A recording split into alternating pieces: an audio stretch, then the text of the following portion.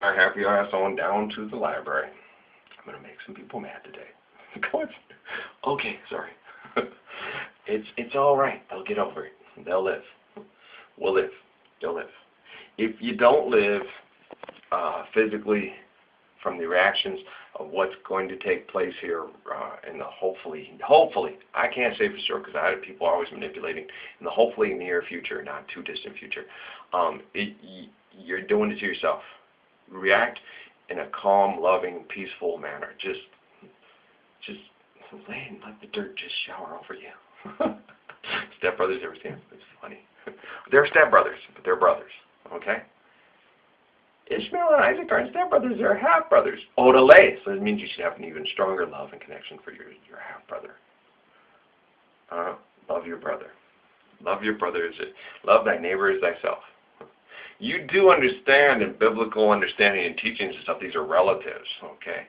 That Abner is a relative to these because they're all the same tribes or culture. It's like cousins. And the people that are shitty to Job are his brothers and sisters-in-laws and brothers and sisters and cousins. And, okay, same with Jonah. Like, jump off the boat, Jonah. All these assholes are his siblings and stuff. Yeah, Noah's family, you're in the same tribe. Those are his siblings. And, yeah, they're assholes to him. And, yeah, okay. And Noah, yeah, all right.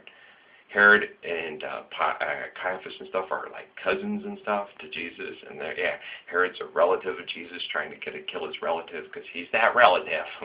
Yeah, Hitler and Hirschman Steinsteiner are relatives killing the relative because he's the talented, smart one that's really rich and gets all the women, and I'm not. I'm going to kill him, and I'm going to be the leader because I'm Adolf Hitler. And Hirschman Steinsteiner, yeah, Hirschman Steinsteiner was the first one of the first Jew casualties of the Holocaust.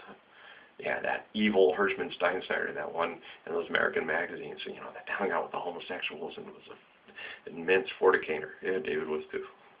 Hirschman slept with a lot of women. Yeah, he did. And they were fine. I have the random access memories to prove it. You're just making that up. Either way, it's, I don't know, yeah. Whew. It just gives me a thing for Marilyn Monroe-looking Bavarian woman with people. And I'm not, but it looks like fun.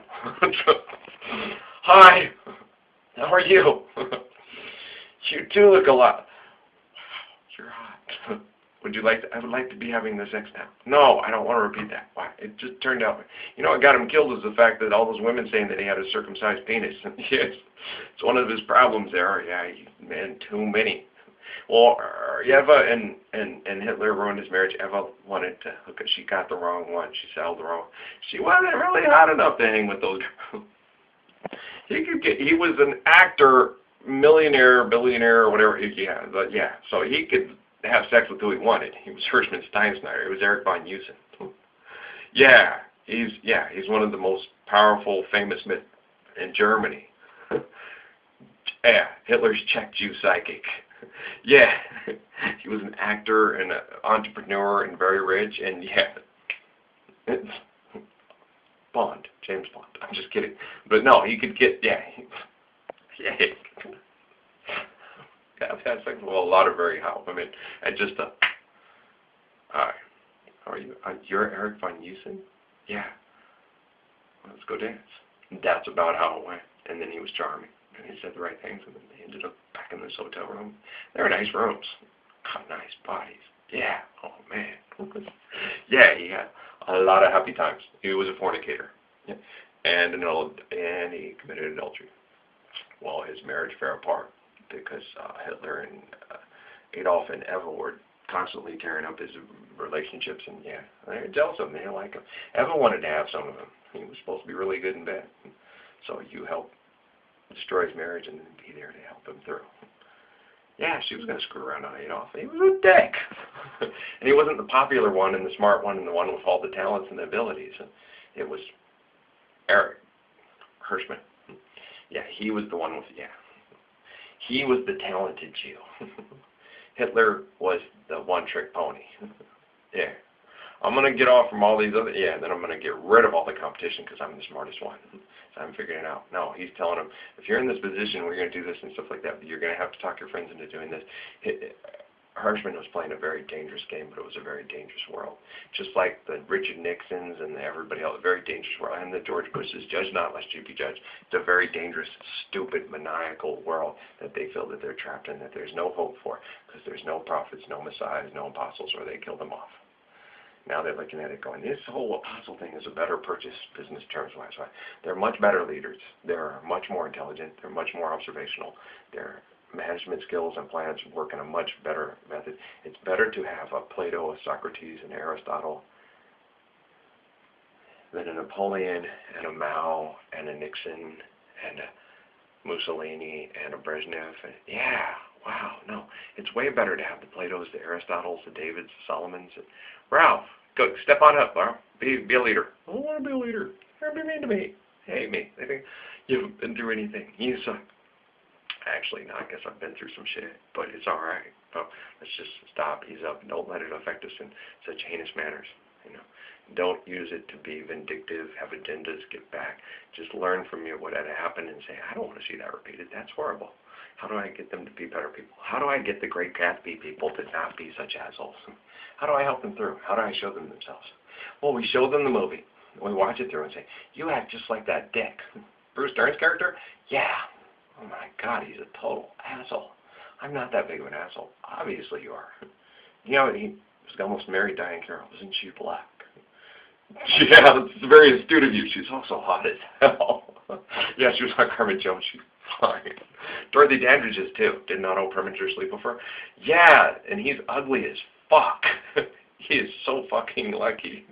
And she loved him for some reason. I don't know. Well, because he was Otto Preminger. Well, who cares?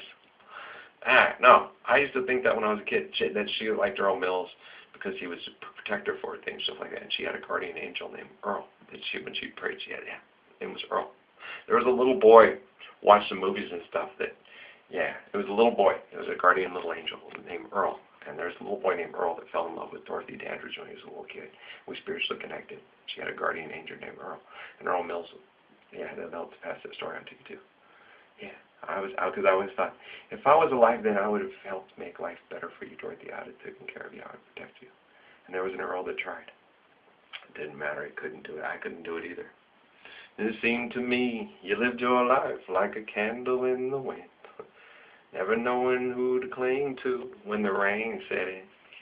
And I would have liked to known you, but I was just a kid.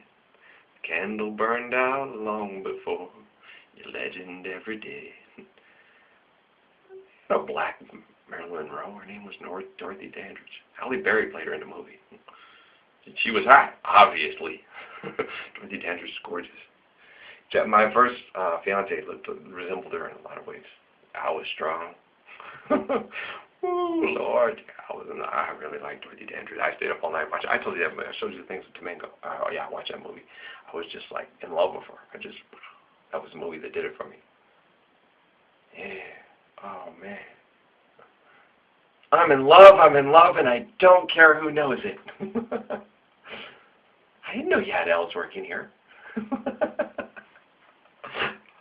Does Santa know you're here? Must be a South Pole elf. An angry elf. Oh, look at you. You're an elf. I love that movie. Oh, God, I'm going to watch it again. Why? Because it's one of my favorite movies of all time. Because you better watch out. You better not cry. You better not pout. I'm telling you what. Santa Claus is coming. And it's so cute. It's one of the best movies ever. Will is so beautiful in it. He is, and it's fun. Thanks. Thanks, buddy. I'll put in a word for you, the big guy. And he did. And she got what she wanted. Susie talks a lot of her and stuff. And it's cool. Yeah. Dirk Larson was a Dirk Larson. Must be another Dirk Larson. It's funny. It's really cool. It's the imagination in the heart of a child. It's really fun. It's so cool. Parents couldn't do all that in one night.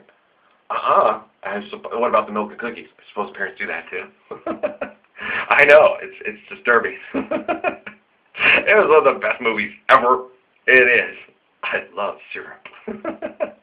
Hey, there's a triple down. 71 degrees. I love that movie, man. Don't you love that movie? It's one of the best movies ever. Elf. Bum, bum, bum, bum, bum, bum. And I crushed on Zooey Deschanel in that movie too. You can't help it, Jordan. You're right. God, that's cool. She's just crushable in it. She's so cool. She got this attitude, and she sings her, I really can't stay. Baby, it's cold outside. I'll take your hand. I didn't know the words. I wasn't listening. Sorry, I was too busy. She was in the shower. I'm just kidding. I'm just kidding. Baby, it's cold outside. Yeah, it's a good song.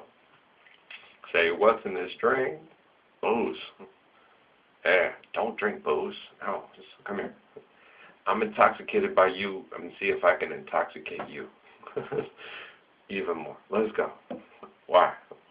Well, because the weather outside is frightful, but the fire is so delightful. Since we know place to go, let us know, let us know, let us know. It shows no signs of stopping, and I bought some corn for popping. The lights are turned way down low. Let us know, let us know, let us know. When we finally kiss goodnight, oh, I'll hate going out in the storm. But if you really hold me tight, all the way home I'll be warm. But the fire is slowly dying. But my dear, we're still goodbye. Let us know, let us know, let us know. Let the water come and shower down upon us and restore life to the world. It's going to happen. We're going to have to learn how to try to work with it as best as we can. Do you understand me? I love you guys very much. I'm trying to prepare you for what is about to come. I don't know how soon. I don't know when. I don't know why. You have to talk to your scientists. We have to talk to our people. We have to start fixing this stuff. We have to work together. Before the snow comes, there's going to be things that are hard to deal with. Mass eruptions are very tough to deal with, especially the magnitude that we're heading for. Well, it's not if. It was already written for us. It's something we just got to deal with. We have to deal with it in the most loving and intelligent way possible. I'm not going to lie to you kids. I'm not going to lie to you.